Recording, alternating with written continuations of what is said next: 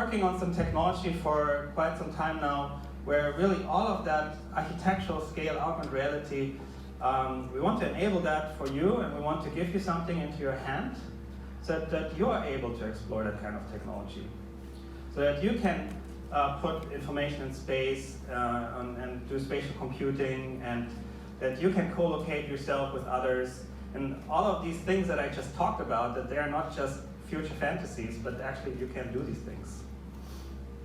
So I want to show you this tool. It's a very simple tool. So here you have that tool, you have that little pocket on the side, and I can just browse through a couple of applications, spatial applications. And let's just take one, build a little hello world that's a slider, take another one that's a little craft that can help you to analyze things. There's this little button, that's a programming button, and drawing a line from A to B creates a little hello world. Very simple. I can tap on every element in this world, I can move it around, I can scale it.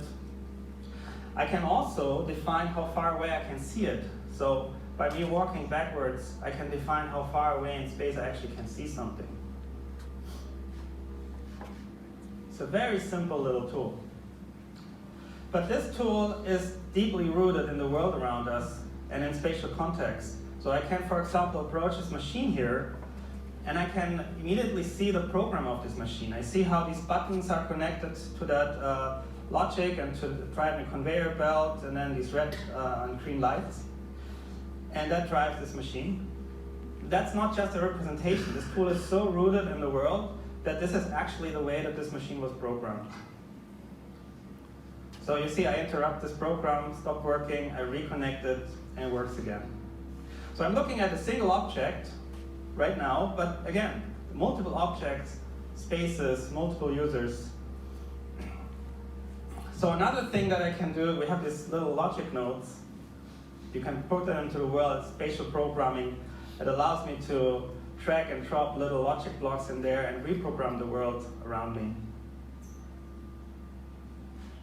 Okay, single object, single machine, but I can just walk around and look at multiple applications, multiple objects, and for example, another table here that has another program. This is a scale.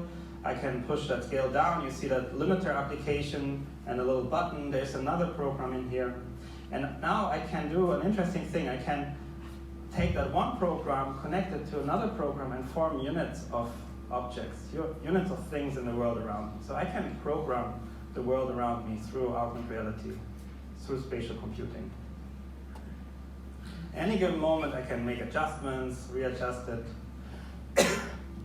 So this is a starting point. This is an example of what you can do with this. Any element in here is programmable. Any element, in fact, that you currently see is built with HTML. So you can just build something as you would build a web page, throw it into the system, and it will work in this whole environment. If you want to go there and you need 3D graphics, this whole thing is WebGL compatible, so whatever you want to do, you can do it.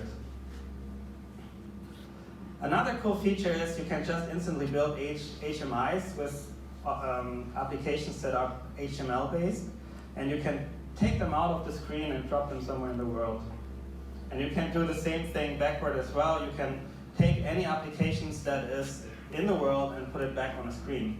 So you can connect these two spaces seamlessly, the screen space and the augmented reality space.